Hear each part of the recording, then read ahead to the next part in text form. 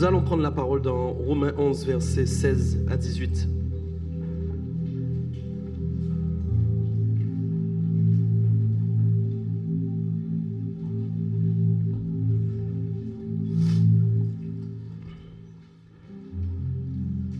Romains 11, versets 16 à 18.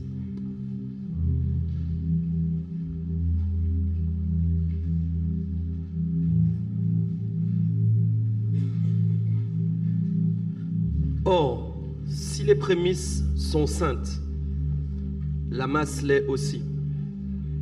Et si la racine est sainte, les branches le sont aussi. Mais si quelques-unes des branches ont été retranchées, et si toi qui étais un olivier sauvage, tu as été hanté à leur place et rendu participant de la racine et de la graisse de l'olivier, ne te glorifie pas aux dépens de ces branches. Si tu te glorifies, sache que ce n'est pas toi qui portes la racine, mais c'est la racine qui te porte. 1 Corinthiens 16, versets 15 et 16. 1 Corinthiens 16, versets 15 et 16.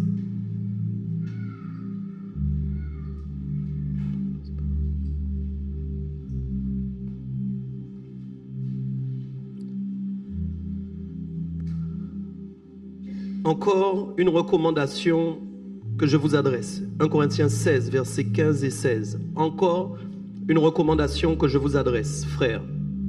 Vous savez que la famille de Stéphanas ils sont les prémices de l'Achaïe, et qu'elle s'est dévouée au service des saints. Ayez vous aussi de la déférence pour de tels hommes et pour tous ceux qui travaillent à la même œuvre. Père, je te prie dans le nom de Jésus ce matin, que ta parole vienne et qu'elle s'installe dans nos cœurs. Merci de nous donner la perception de ce que tu veux faire, de ce que tu vas faire, de ce que tu veux établir dans l'Église Le Véritable Guadeloupe. Père, je t'élève et je te prie de surdimensionner toutes choses par ton bras puissant. Au nom de Jésus-Christ.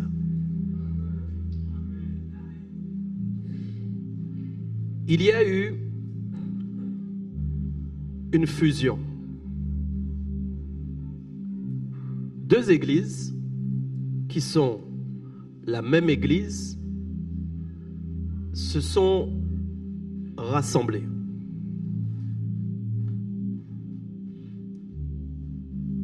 Et c'est le Seigneur qui a pris vraiment la décision d'agir comme ça.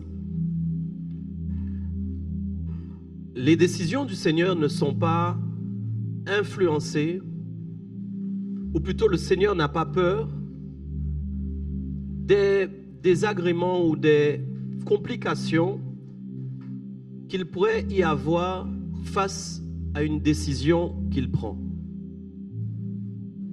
Nous sommes des hommes, et quand nous entrons dans les décisions de Dieu, nous ne percevons pas toujours tout comme lui.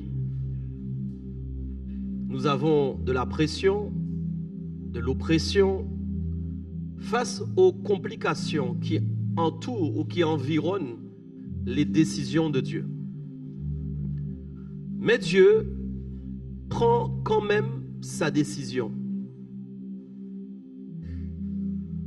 Il sait qu'il va y avoir des complications, il sait qu'il va y avoir des mouvements, il sait qu'il va y avoir des changements. Il sait aussi que les gens parfois vont être perturbés. Mais il prend quand même sa décision. C'est réellement ce qui fait la différence entre nous les hommes et Dieu. Même quand nous parlons d'une décision de foi et que nous avons la foi pour entrer dans cette décision, très vite, nous sommes attaqués autour des décisions que nous prenons.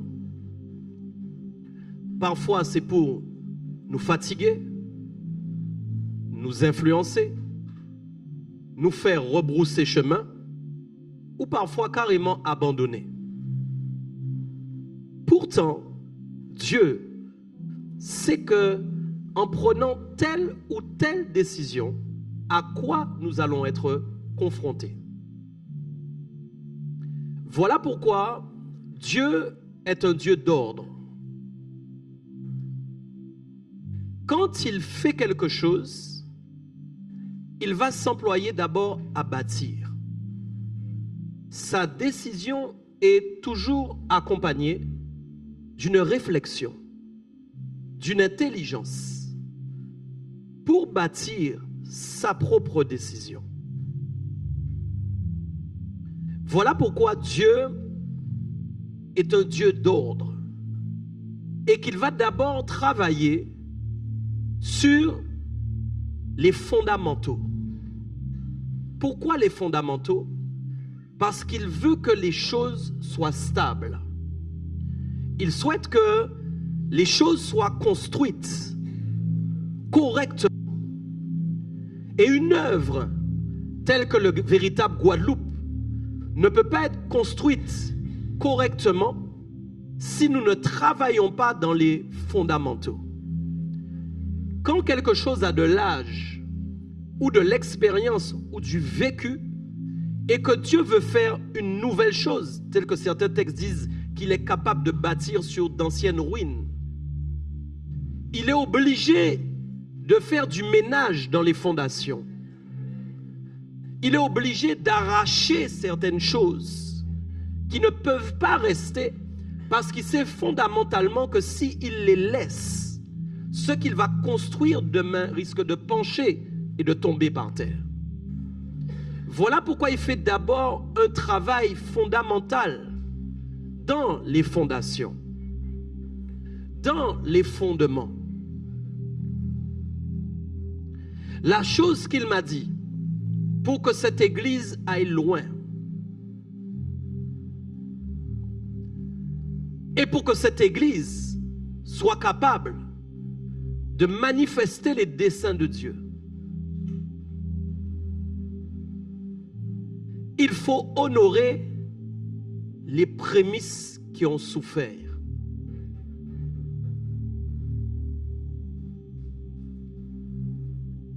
Regardez bien ce que la Bible dit que nous avons lu.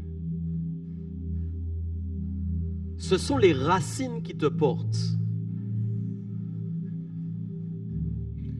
Parfois, les gens arrivent quelque part et ils n'ont pas la perception, ni même la réflexion. Ils ne réfléchissent pas à ce qu'il y a eu avant eux pour être là où ils sont aujourd'hui.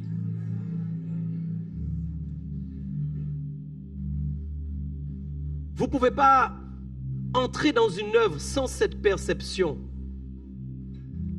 Parce que ce sont les racines qui portent l'arbre.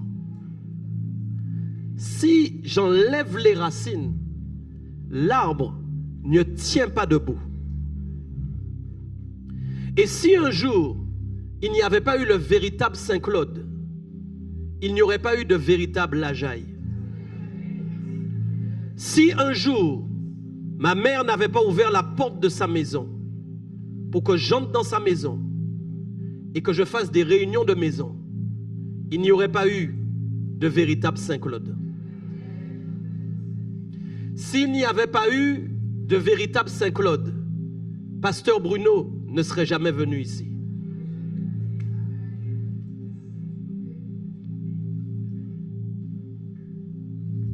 La fin de ce jeûne marque quelque chose de catégorique avec lequel Dieu ne va pas négocier. C'est la loi de l'honneur des prémices. Si vous êtes de la Jaille, personne n'est venu voler votre place. Si vous êtes anciennement la Jaille, personne n'est venu voler votre place.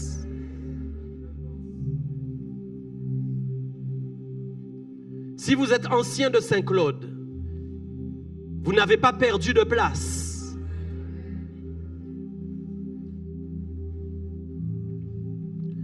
Nous sommes arrivés ici avec des prémices. Et les prémices, ce sont les racines. Ce sont ces racines-là même qui portent en fin de compte l'Église.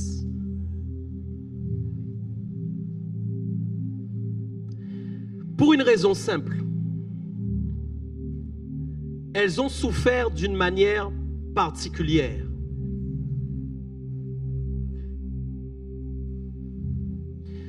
Écoutez bien ce que je vais vous enseigner. Nous avons lu tout à l'heure une chose. Vous savez que la famille de Stéphanas, oui, est les prémices de l'Achaïe. Ça veut dire qu'ils sont les premiers. J'ai reçu une parole pour vous ce matin. Qui était Stéphanas? Stéphanas et sa famille. Des personnes que l'apôtre Paul a rencontrées et qu'il a baptisées. Quand il les a baptisés, il ne leur a pas donné de titre. Ils ne sont pas devenus apôtres. Ils ne sont pas devenus pasteurs. Mais ils ont fait une chose. Ils ont ouvert les portes de leur maison.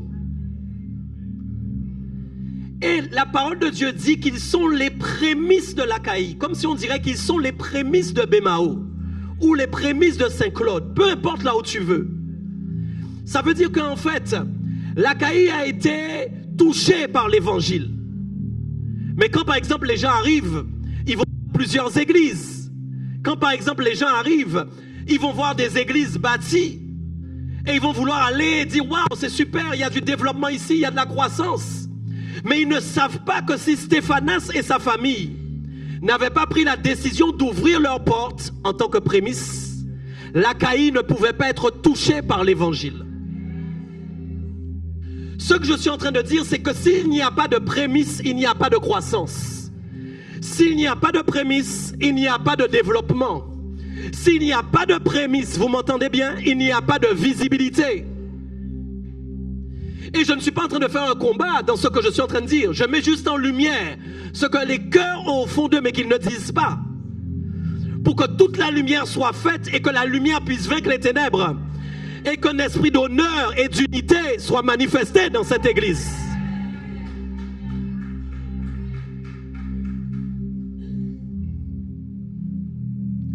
Je vais vous dire quelque chose. Écoutez bien, mes amis. Waouh. Ah là là.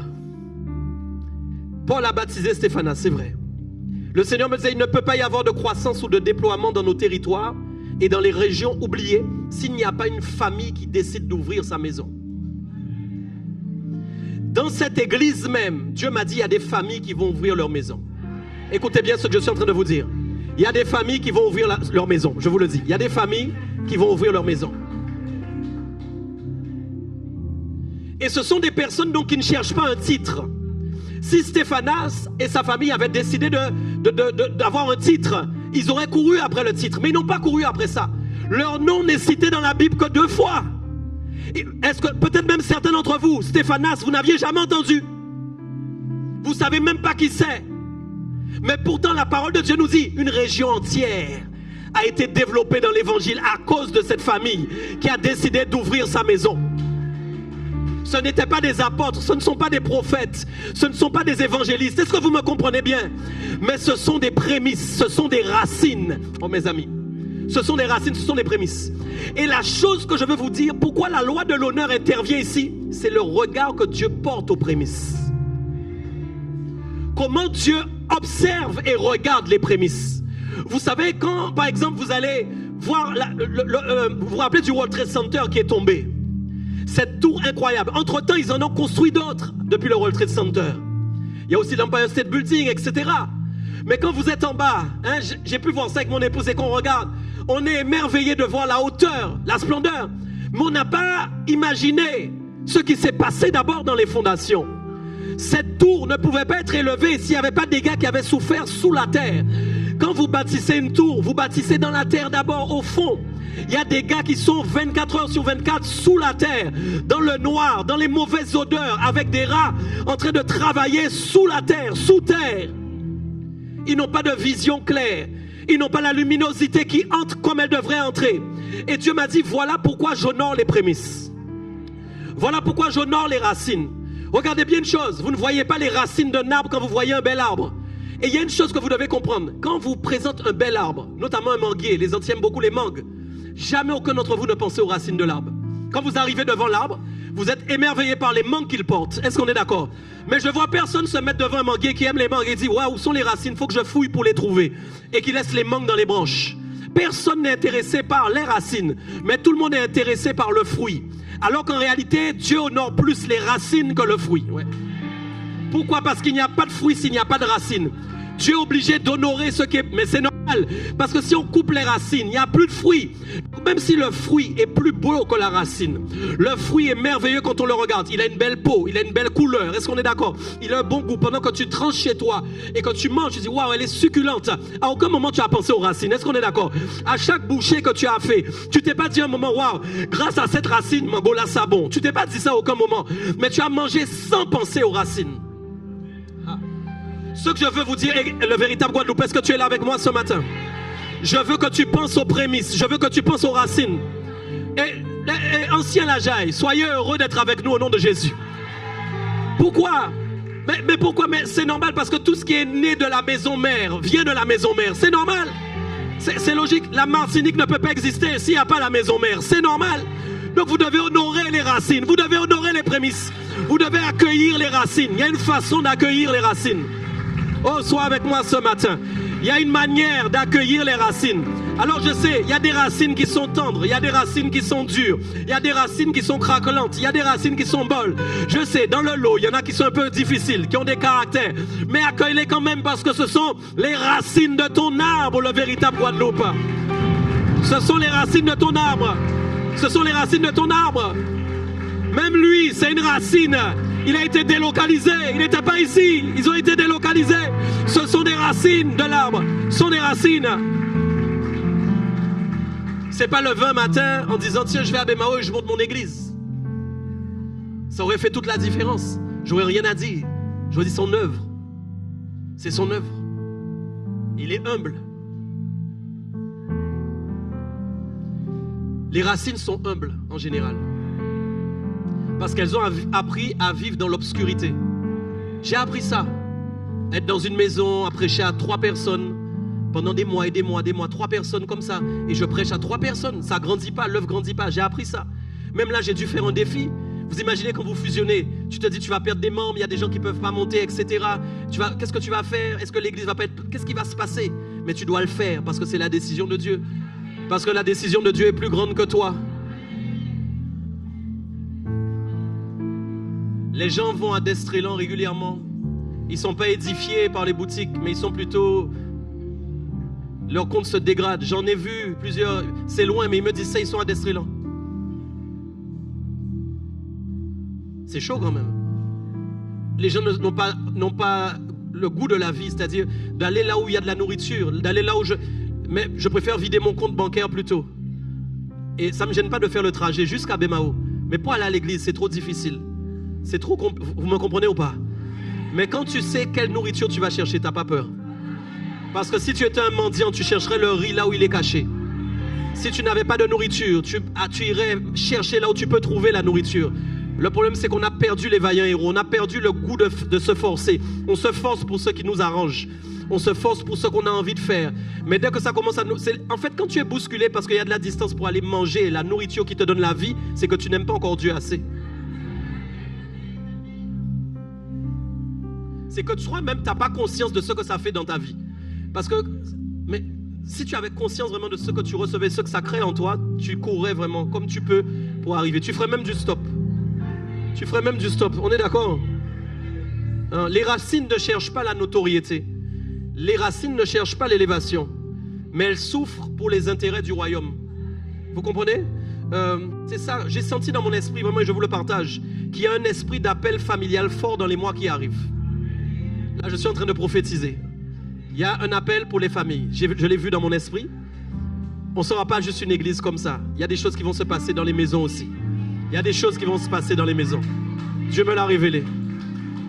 Dieu me l'a montré. Mais il faut que ce soit des familles sans intérêt. Dieu va sauver des familles. Il y a des familles qui vont ouvrir leur maison. Ce sont des gens qui n'ont pas d'intérêt, qui ne cherchent pas un poste, qui ne cherchent pas un titre, qui ne cherchent pas à être connus, qui ne cherchent pas à être vus. Vous comprenez ça? Mais c'est des gens qui veulent simplement se battre pour les intérêts du royaume des cieux. Est-ce que vous me comprenez? Voilà. On en aura à Capester, on en aura à Goyave, on en aura à Vieux Habitants, on en aura à Pointe-Noire, on en aura à Bouillante.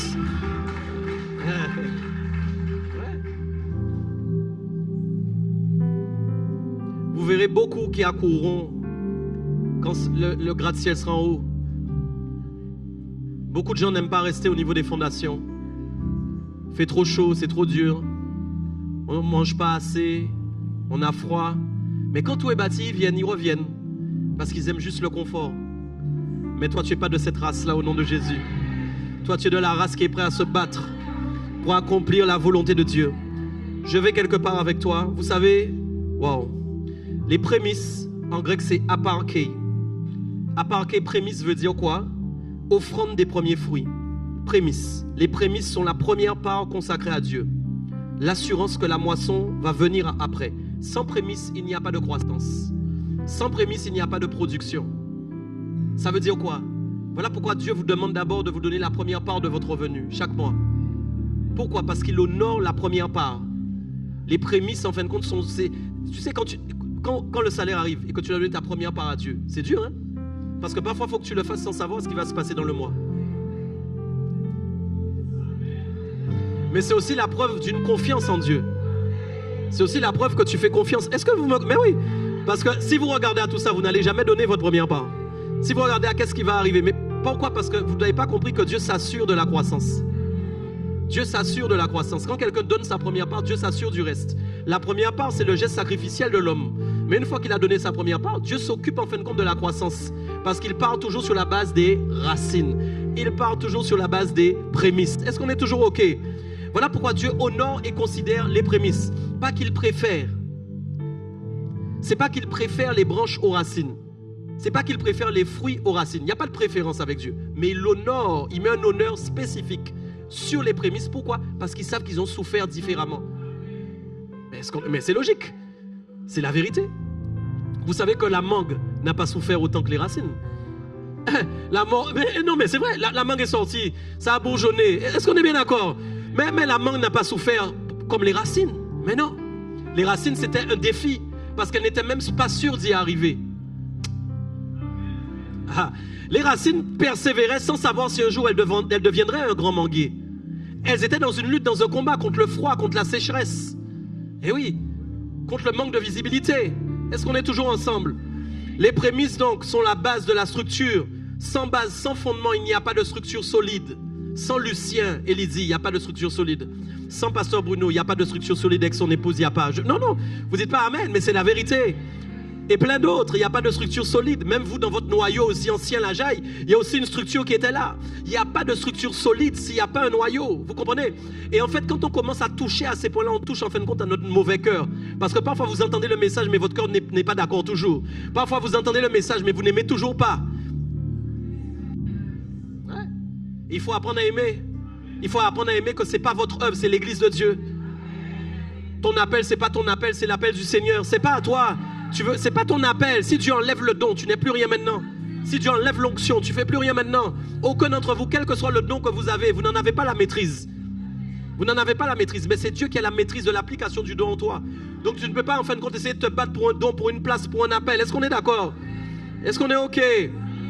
Dans Exode 23, 19, le Seigneur a dit: tu apporteras à la maison de l'Éternel ton Dieu les prémices des premiers fruits de la terre. OK? Donc quand Dieu voit les racines, quand Dieu voit les prémices, il les voit comme une offrande. Je suis une offrande à Dieu. Les racines sont des offrandes au Seigneur. Est-ce que vous comprenez?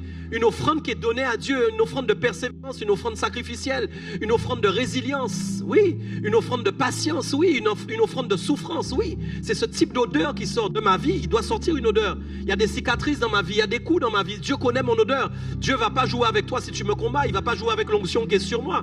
Tu n'as pas intérêt à rigoler avec ça. Parce que dans mon onction, il y a du vécu. Dans mon onction, il y a des sacrifices.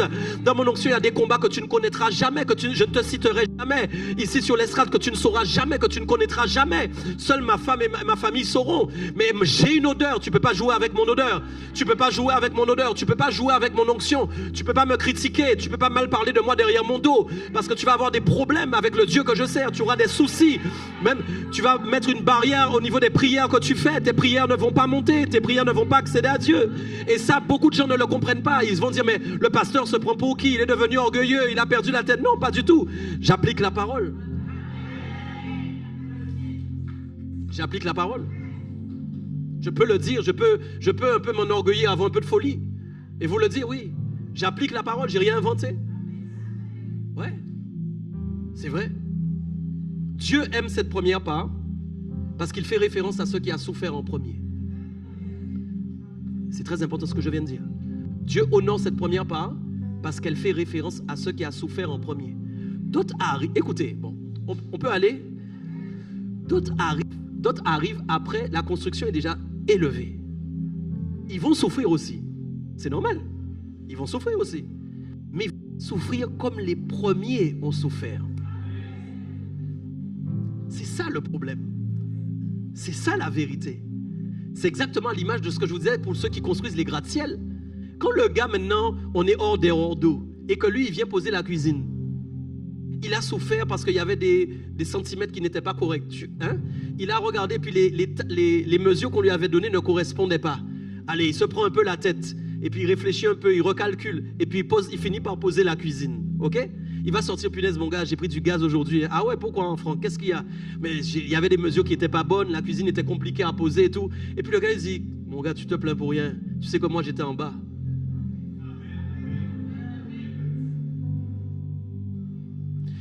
Je ne cherche pas l'honneur.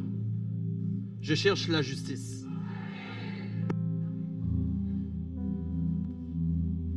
Mon Dieu est juste. Ouais.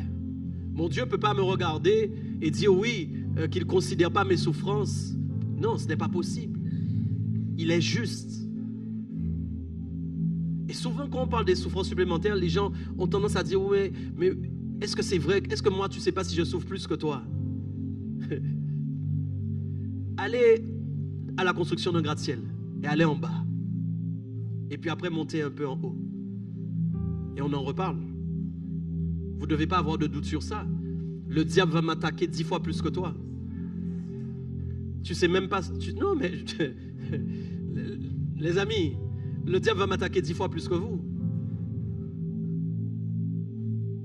Je sais, toute cette semaine de jeûne, on a parlé plus de nous que de vous. C'est embêtant, hein?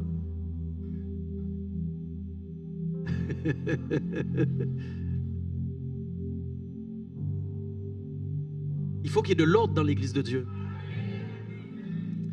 Il faut qu'il y ait de l'ordre. Pourquoi les souffrances sont dures? Je peux vous dire quelques exemples.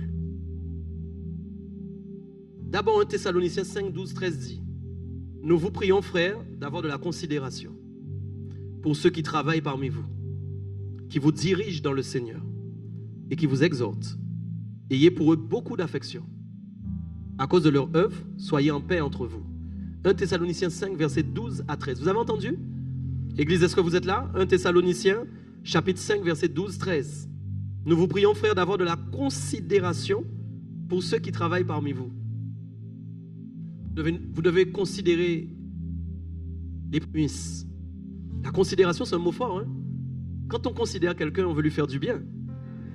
Quand on considère quelqu'un, il a un statut aussi spécial dans notre cœur.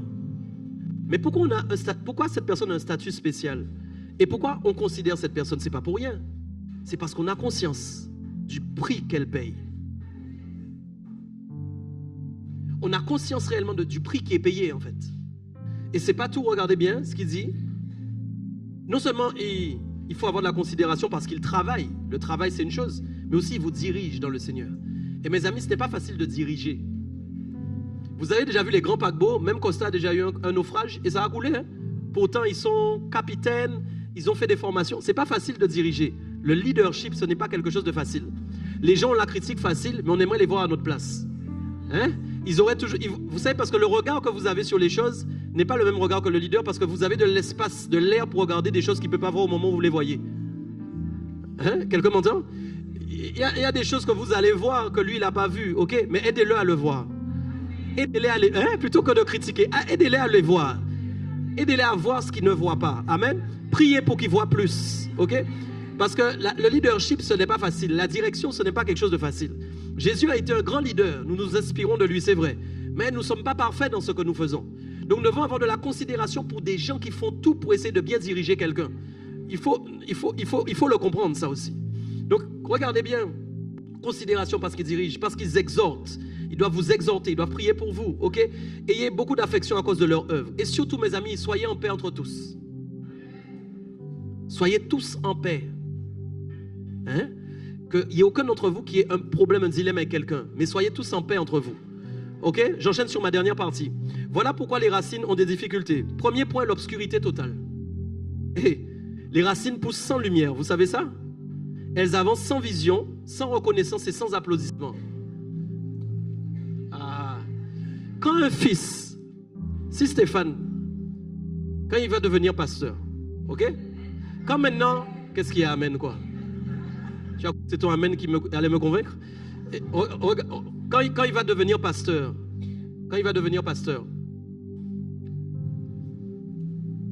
il a eu des souffrances. Mais quand il va monter sur l'estrade en tant que pasteur, ou alors dans une autre région, une autre église, je ne sais pas le véritable, il aura quand même une forme de clé en main. Parce qu'on va lui donner des choses que par exemple moi je n'avais pas au début. Il n'est pas arrivé avec un sac sur son dos dans la région sans personne. Avec des jours de solitude, des jours même de noirceur, des jours sombres. Des jours où tu vois que Dieu te demande de continuer, mais tu ne comprends pas pourquoi tu es là. Tu ne sais pas qu'est-ce que tu fais là. Et tu n'as personne sur qui t'appuyer. Mais parce que le plan est grand. Un peu comme quand Dieu a vu Abraham et sa famille. Hein? Il a dit, je ferai de toi une grande nation. Tu seras comme le sable de la mer. Comment est-ce possible? Même lui, est-ce qu'il arrivait même à y croire? Est-ce qu'il arrivait à croire lui-même que sa génération, hein, son héritage, les gens qui allaient venir après allaient être comme le sable de la mer? Est-ce que c'était possible? Vous imaginez si Dieu vous dit, nous sommes une église qui va devenir immense. Est-ce qu'on peut arriver à croire à ça? Hein? Que nous sommes à peu près seulement 200 pour l'instant. Comment tu y crois à ça? Est-ce que tu y crois? Comment tu y crois? Mais parce que Dieu est juste. Et parce que Dieu, en fin de compte, s'il voit que vous honorez les prémices, les racines, est-ce que vous êtes là? Il va pouvoir bâtir au-dessus de vous. Voilà pourquoi si nous n'honorons pas les racines, Dieu a des difficultés à monter plus haut. Vous pouvez amener de la lenteur dans les projets de Dieu parce que vous n'appliquez pas certains principes que Dieu attend que vous pratiquiez maintenant. Bon, ça c'est le plus important que je viens de dire. Je ne sais pas si vous avez entendu et compris ce que j'ai dit. Je ne te demande pas de tergiverser avec ton intelligence. S'il te plaît, ne le fais pas. Je ne te demande pas de raisonner humainement. Mais je te demande d'appliquer ce que Dieu te demande d'appliquer maintenant. Donc, je vous donne une astuce. Ceux qui viennent de loin, là, de Bastille-Saint-Claude, accueillez-les avec des applaudissements.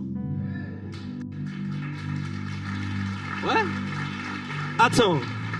Ceux de Saint-Claude, levez-vous. Anciens Saint-Claude, levez-vous tous. Levez-vous. Levez-vous. Ils sont plus de Saint-Claude, hein, mais levez-vous. Est-ce que maintenant vous êtes prêts à les applaudir? Et à crier? Non, c'est pas encore bon. Non, c'est pas encore bon. Est-ce que tu es prêt à les accueillir, à les acclamer? Donne encore, donne encore, donne encore, donne encore, donne encore. Donne encore, donne encore, donne encore.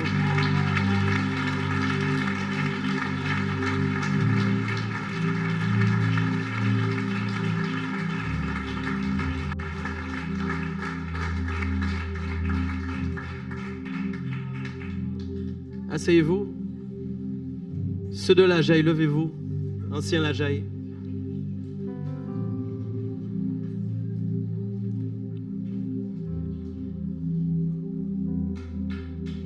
Est-ce que ceux de Saint-Claude peuvent les acclamer? Ancien Saint-Claude.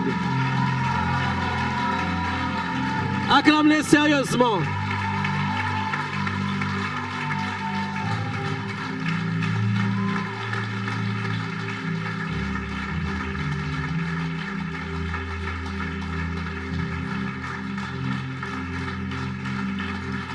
Regarde, ils ont même plus de force que toi. Regarde.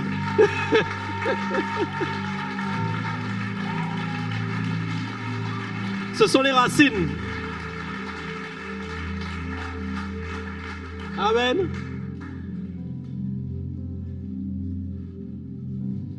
Il n'y a pas deux églises. Il n'y en a plus, il n'y en a plus. Si tu es fâché avec ça, ben je ne sais pas. Je ne sais pas quoi te dire. Il n'y aura plus ça.